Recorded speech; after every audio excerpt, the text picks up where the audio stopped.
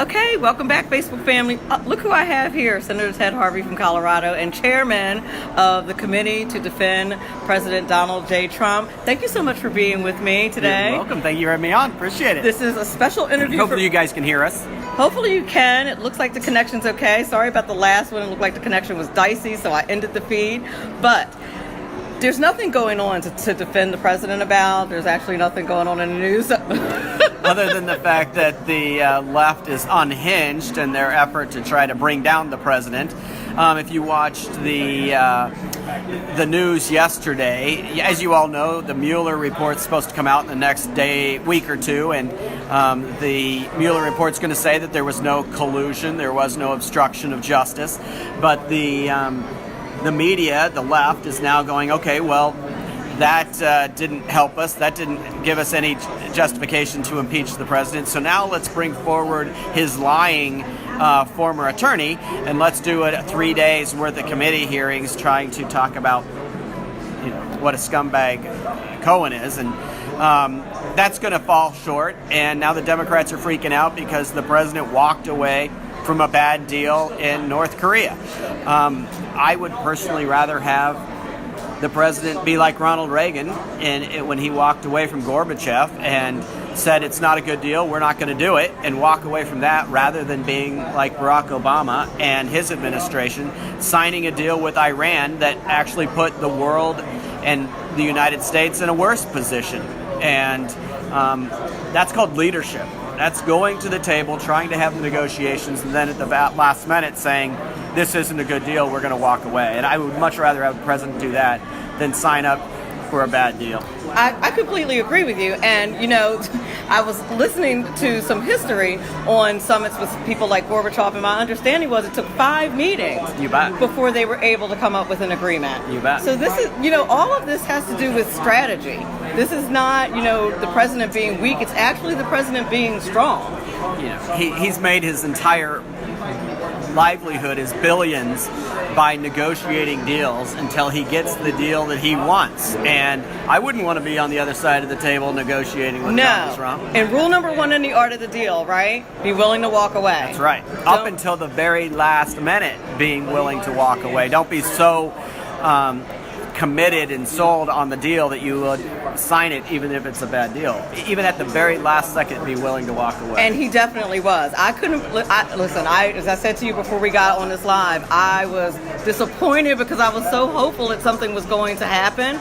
But I understood it. And he said, I don't want to do this quickly, and I don't want a bad deal. I want a deal that's going to work for the country. And frankly, isn't that what we want? Do we want a president who has no backbone and doesn't do the right thing on behalf of the country? He's not doing this for himself. That's right. And the deal is, do away with your nuclear capabilities. Until they do say, okay, we'll allow you to come in and be able to inspect all of our facilities and confirm that there are no nuclear weapons being developed and deployed, Trump's not going to agree to anything. And the Premier Kim said that he would start slowly doing it, but he's not going to do it immediately. Well, that's not good enough.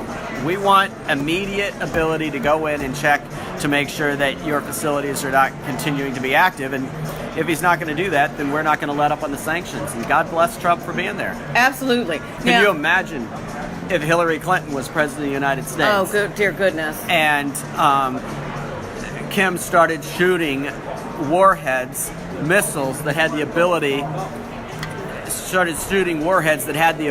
to hit Washington, D.C. I mean, what would Hillary Clinton do? What would the Democrats have done in that situation? Thank God Donald Trump is in office. Give them the sun, the moon, and the stars. Jordan Rickards in the chat wants to know how many Russian agents are at CPAC. This one. This is the only one right here. You're looking at it. just me. Well, I want to switch gears just a little bit and talk about the Cohen situation. Since you are the chairman on the committee to defend the president, how do you defend people that say, there are people who say, how can you support somebody who's quote unquote a bad guy? I say, what? Someone who sins?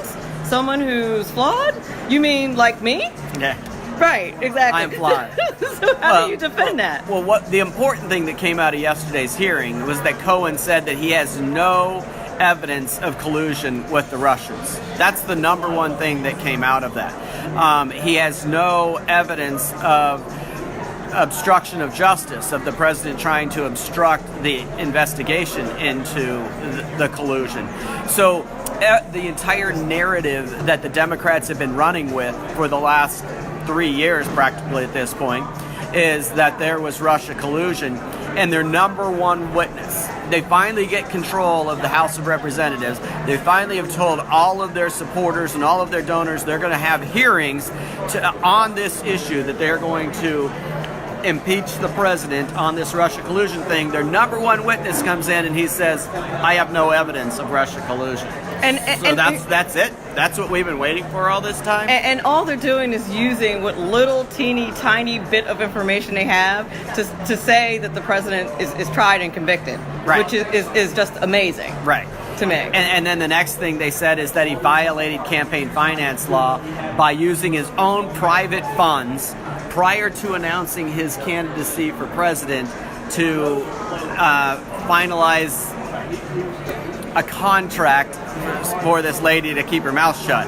That's not using campaign funds. That's not a campaign finance violation. That's just a prudent businessman protecting his brand. And so even that situation, I think, is embarrassing that that's what the Democrats are running with, because they have nothing else to give to the American populace going into the 2020 election, because all they have right now is, we believe in infanticide, and we believe in no borders, and we believe in socialism. If that's what they want to take to the American public in 2020, then go for it. Exactly. And President bad.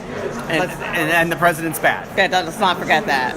That's a winning strategy. That's exactly I really don't think it is. Well, listen, I want to thank, I was going to say governor. Why not? Make you a governor. Senator I would vote for you if I lived in Colorado. Senator Ted Harvey, chairman of the committee to defend the president, and he does a fantastic job doing it. You can see why he has that job. I want to thank you so much for being on the show and doing this live with me today. Thank you. You were wonderful. Thank you so much. You're the best. Thank you. Thank you.